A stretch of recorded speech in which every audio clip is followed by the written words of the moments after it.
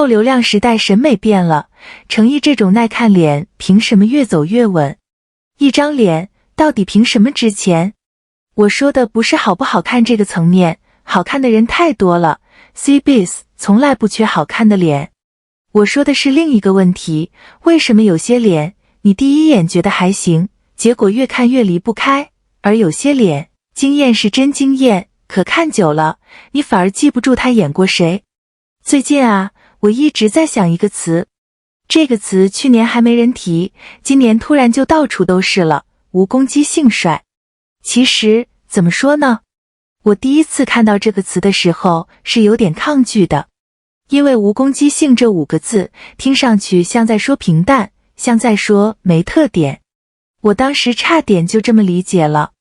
但后来我越想越觉得不对，这个词被很多人用错了，或者说被低估了。我先把话说清楚啊，免得有人误会，今天这期不是评谁比谁帅，更不是排名。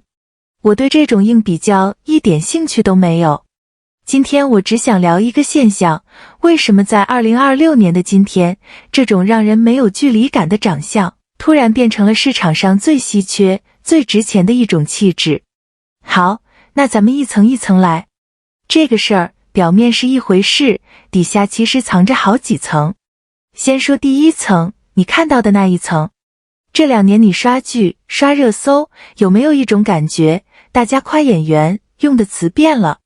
前几年大家爱说惊艳、炸裂、神颜，这2年呢，高频词变成了什么？舒服、耐看、有安全感，看着不累。你想想看，这是个很微妙的转变。观众嘴上没明说，但他们用脚投票了。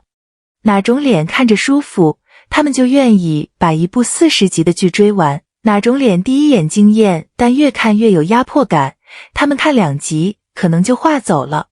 这里我得插一句，舒服和耐看过去其实算不上什么夸奖，对吧？甚至有点像安慰人的话，但现在它成了一种刚需。说起这个，我突然想到，我身边有些平时根本不追剧的人，这2年反而被一些剧拉回来了，理由特别朴素，不是因为男主角多惊艳，而是看着让人放松。就这么一个理由，看着让人放松。你品品这句话的分量，在一个人人都很累的时代，让人放松是多高的评价。这就是第一层，能看见的那一层。但光看见还不够，关键是它为什么会发生。第2层，媒体一般不会跟你讲的那一层，这不是审美偶然变了，是整个市场的供需变了。那段日子大概就是流量最疯的那几年，市场要的是什么？是话题，是数据，是一眼就能在热搜上炸开的脸。那个时候攻击性是优点，越扎眼，越有记忆点，越能制造讨论，越吃香。可问题是，那套逻辑它有保质期，观众是会累的。当所有脸都在拼命想抓住你的注意力，当每一张脸都在喊看我看我，你作为观众整个人都不好了。审美疲劳啊，这个词我换一下，应该说观众这时候开始想要点不一样的了，想要点能让自己喘口气的东西。于是市场开始理性回归，正剧回潮，年代剧、悬疑剧多起来了，平台也不再为数据论。这种内容需要什么样的脸？不是需要一张抢戏的脸，是需要一张能长在角色里的脸。你看着他，不会先想起他本人有多少话题，你只会信他就是那个角色。这部分我不是100%确定每个数据都对啊，凭我这几年的观察说的，如果有更精确的行业报告，评论区可以指正。但大方向我敢说，市场的口味确实是从要刺激转向要可信了。那么问题来了，当市场开始要可信，哪种气质就突然变成硬通货了？这就是第3层，真正的机智无攻击性帅。拆开来看，它其实是3样东西的组合，亲和力、戏感，还有安全感。亲和力是让你愿意靠近，没有距离感。戏感是这张脸天生适合承载情绪，眼睛里有东西。安全感是你看着他演40集不会腻，不会累。这3样凑齐，说实话，挺难的，比一张单纯惊艳的脸难多了。我打个比方哈，流量时代那种抢眼的脸，像什么呢？像股市里的题材股，涨得快，话题足，但波动大。而无攻击性这种脸，更像长期价值股，它不靠一时的爆发，它靠的是现金流稳健，越拿越值钱。慢牛行情，懂的人才拿得住。再换个角度，这也像做菜，有的菜讲究第一口惊艳，重油重辣，刺激；有的菜是文火慢炖，火候刚刚好，第一口平，越品越有味。前者适合一次性，后者你能天天吃不腻。一部长剧，你需要的是后者。这里我要特别强调一点，免得有人理解偏了，无攻击性不等于没攻击力，它的攻击力不在第一眼，在后劲。它不抢，但它留得住。这是2种完全不同的竞争方式，没有高下，只是路不一样。有的演员走的是一眼万年的路，有的演员走的是细水长流的路，各有各的市场，各有各的活法。行，铺垫了这么久，该说到那个人了。第4层，这一切到底意味着什么？我想用一个案例来落地，诚意。说诚意之前，我得先承认一件事，不瞒你说，我刚开始也没太 get 到他的特别。我当时觉得，长得舒服，演技在线，仅此而已。